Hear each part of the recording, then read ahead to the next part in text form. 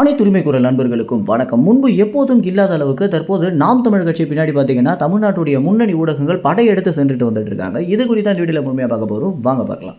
நாம் தமிழர் கட்சியுடைய ஆரம்ப காலத்தில் பார்த்தீங்கன்னா தமிழ்நாட்டுடைய மக்கள் என்ன நினைச்சாங்க அப்படின்னா, இந்த கட்சியெல்லாம் ரொம்ப நாள் நிலைக்கிறதுக்கு வாய்ப்பே இல்லை, இன்னும் கொஞ்ச நாளில் இந்த கட்சி காணாமல் போயிடும் அப்படின்னு தான் நினச்சிட்டு வந்துட்டு இருந்தாங்க. இது பார்த்தீங்கன்னா ஒரு பெரிய விமர்சனமாக பார்க்கப்படுச்சு.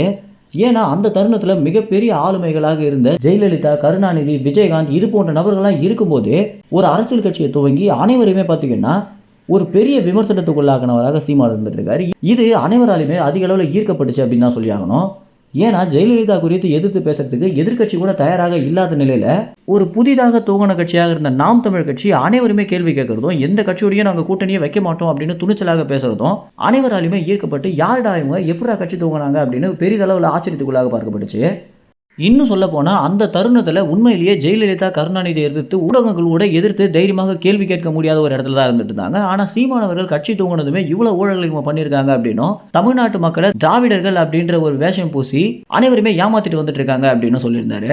தமிழ்நாட்டு மக்கள் பார்த்தீங்கன்னா உண்மையிலேயே நம்ம திராவிடர்கள் அப்படின்னு நம்பிட்டு இருக்கும்போது நம்ம யாருமே திராவிடர்கள் கிடையாது அப்படின்னும், திராவிடர் அப்படின்ற ஒரு இனமே கிடையாது அப்படின்னும், நம்ம அனைவருமே தமிழர்கள் தான் அப்படின்னு சீமானவர்கள் சொல்லிய பிறகுதான் இந்த விஷயம் பார்த்தீங்கன்னா ஒரு பெரிய விவாதமாக மாறி திராவிட கட்சிகளுக்கு ஆதரவாக இருந்த மக்கள் கூட உண்மையிலேயே நம்ம தமிழர்கள் தானே அப்படின்ற ஒரு மனநிலைமைக்கு வந்திருந்தாங்க.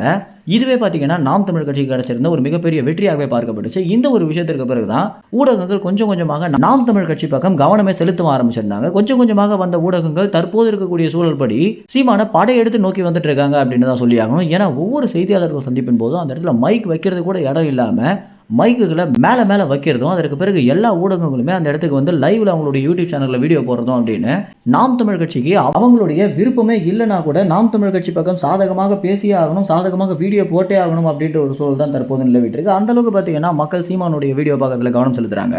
ஊடகங்களை பொறுத்த வரைக்கும் அவங்களுக்கு ஆதாயம் இல்லாத ஒரு விஷயத்த பண்ணவே மாட்டாங்க அப்படின்னு நம்ம அனைவருக்குமே தெரிஞ்சிருக்கும். இந்த வகையில் சீமான் மூன்றாவது பெரிய கட்சியாக வரதற்கு வாய்ப்பே இல்லை அப்படின்னு இருந்துட்டு போது தான் அது எல்லாத்தையுமே மாற்றி 21 தேர்தலில் நாம் தமிழ் கட்சி மூன்றாவது பெரிய கட்சியாக மாறினதும், அதற்கு பிறகு என்னதான் திமுக கட்சி ஆட்சி செஞ்சுட்டு இருந்தாலும் ஒரு நாம் தமிழ் கட்சிக்கு இருக்கக்கூடிய ஆளுமை மிக பெரிய அளவில் இருக்கிறதுனால தான் பார்த்தீங்கன்னா ஊடகங்கள் சீமான் பக்கம் தன்னுடைய கவனத்தை செலுத்த ஆரம்பிச்சிருக்காங்க. ஏன்னா எப்போ வேணா இவர் எதிர்கட்சியாகவோ ஆளுங்கட்சியாகவோ மாறிடுவாரு அப்படின்ற ஒரு பயத்தினால கூட இருக்கலாம். இந்த ஒரு தகவல் குறித்து என்ன நினைக்கிறீங்க அப்படின்ற உங்க கருத்துக்களை கமெண்ட்ஸ்ல தெரிவிங்க. நன்றி, வணக்கம்.